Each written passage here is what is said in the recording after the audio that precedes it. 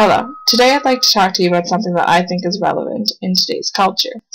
We used to see the American dream being successful, but successful in that sense was to have a good paying job. You had to have skill, you had to have talent, knowledge, connections. You basically had to be good at your job, which would give you money to have a sustainable home and a family, and essentially you wanted to provide a better family life than your parents gave you. So that was the American dream, which was apparently obtainable for anybody, which gave a lot of people hope. But today, the media has corrupted our standards of the American dream, essentially saying that we need to be beautiful, we need to be famous, we need to have eternal youth, and that will give us happiness, and that will give us money, which can make us be able to buy things, buy bigger things, buy more things. So, in hindsight, the American dream has changed so much over the years. And I'd like to show you how the media persuades us into thinking that the second version of the American dream is the true American dream.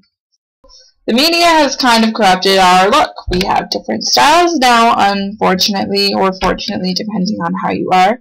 And this seems to be how we do our hair now.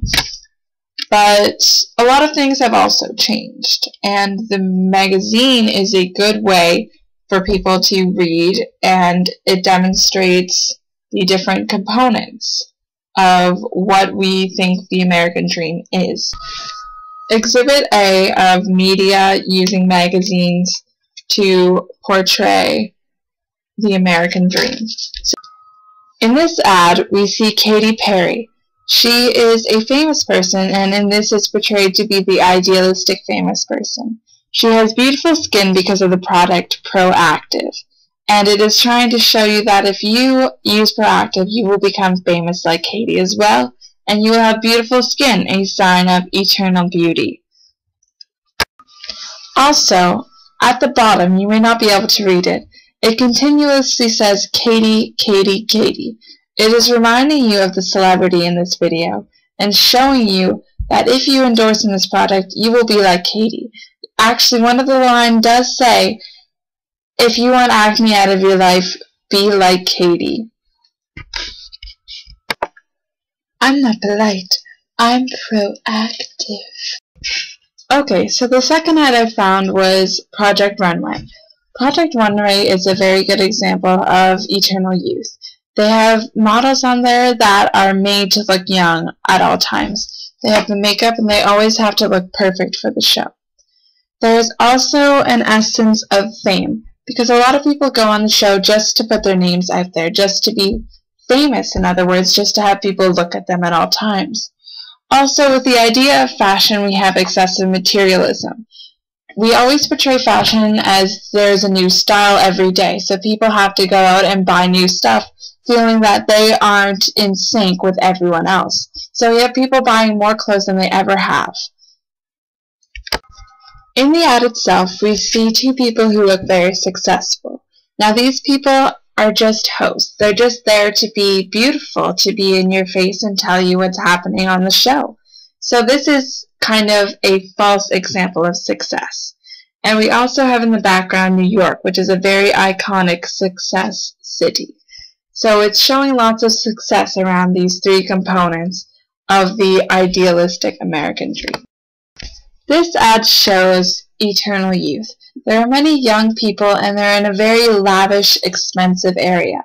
So they too must feel some need for excessive materialism. They're all dressed in nice clothes and they look carefree, as if they got their success perhaps not for working very hard. So we see the American dream as they're just having fun, they're just enjoying life, and they're enjoying being in the spotlight. We also see a girl with a camera, which shows the aspect of fame, perhaps. Paparazzi, being in the news, being out there. Oh my god, I'm at a Bacardi party. Okay, no more Snooki Bop. So one of the main ways that media likes to show audiences the American dream or their thoughts on success is through advertisements. But more specifically, they use advertisements directed towards children. Children are young and impressionable, and anything they see they will most likely carry on throughout their lives. So if we show them that they need to buy, that they need to be famous, and that they need to look beautiful, that's something they will carry with them forever.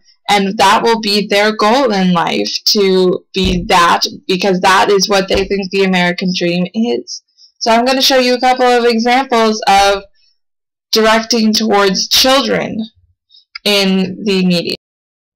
Fashion, fashion, fashionista. Swapping fashionista. Choose a new head, a new fashion, make it all new fashionista. Swap the head. Swap it, swap it. Swap the fashion. Swap it, swap it. Swapping, swapping, swapping style. Swapping fashionistas. Barbie girl.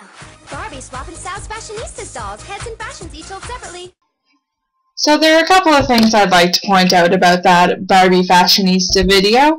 Barbie has been used for many years to show children, more specifically female children, that that is what they should achieve to look like. And Barbie is the dream girl. She's skinny, she's tall, she's beautiful, and she's eternally youthful. Yes, we hear that word again. So in this short commercial, we see paparazzi actually appear. We don't see them, but we see the camera flashing. So this is directly connected to fame. So the Barbie is eternally youthful, and it's famous. And as you hear very briefly at the end, it says each sold separately. So the heads are sold separately that connect onto her body. This is showing once you have one, you can buy more. You can keep buying more to add to your collection of Barbies. So this is actually portraying all three. So we see the excessive materialism with the heads, we see the paparazzi, which is fame, and we also see eternal beauty of Barbie, which has been portrayed for many years to children. Children ads have been around for a long time. We'll see that in these next few clips.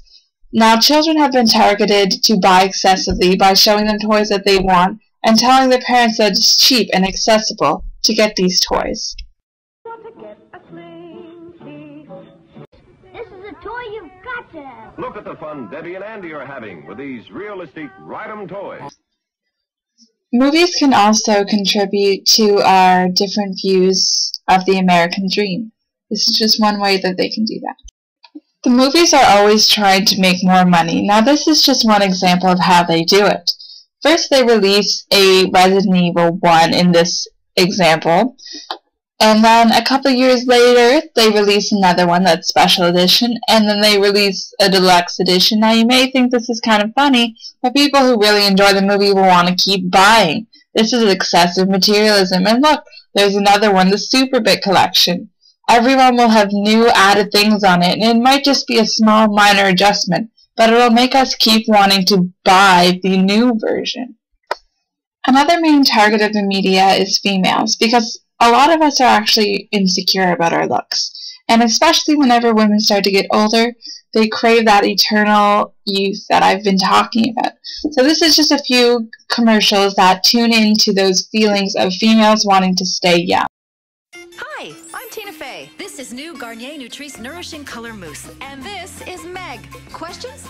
Well, what's the difference? Let's see, shall we? This is Garnier's first foam that nourishes while it colors. It's got avocado, olive, and shea oils. Nourished hair, better color, Meg. A fresher, brighter color. Gorgeous. Tweet goodbye to grays. Well, She loves it. Do you ever stop talking? New Nutrice Nourishing Color Mousse. Made in Canada. Garnier. Take care. So for this commercial, they use a very good tactic comparing their own product to other products on the market, saying it's new, so people want to buy more. Excessive materialism. They use Tina Fey, a very well-known comedian, so that whenever you buy the product, you'll be thinking, oh, Tina Fey uses this as well.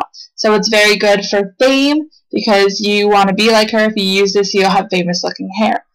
But the main thing I'm concerned about is the fact that they pointed out that it'll cover up grays. Now, for women aging, gray hairs is a big issue. So the fact that this will cover up grays would be probably a selling factor for them, which again links to eternal beauty. Do you need to spend a fortune to get a better anti-aging face cream?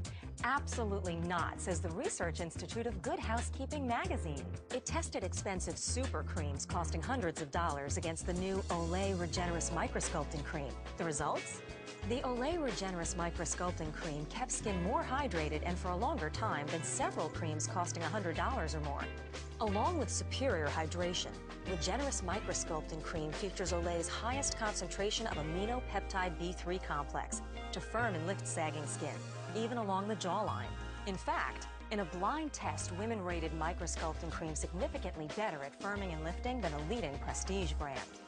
Regenerous Microsculpting Cream is designed to work with the entire Olay Regenerous lineup, including eye lifting serum, eye dermapod, and daily regenerating serum. And right now, Olay is offering a $5 coupon at regenerouscoupon.com.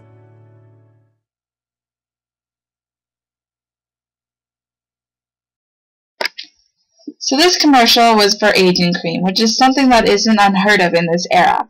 Whenever women begin to age, their skin naturally begins to wrinkle. But a lot of women want to be eternally beautiful. So they use something called aging cream that supposedly lifts their skin. And in this commercial, that's what they're trying to sell. But I'd like to point out, whenever they did use the cream, it was clearly on a younger woman's face. She was not an older woman, so they were portraying it inaccurate, in my opinion. And the woman who was actually talking during the presentation of what the cream does actually did have some wrinkles whenever she lifted her face. So it's kind of contradicting in some way. So sometimes you have to think about what the media is actually portraying to you. It also has an aspect of excessive materialism, because at the end they show that the line does not stop there. There's more aging cream for you that also has to do with your eyes, and there was 7 other things that you could actually buy.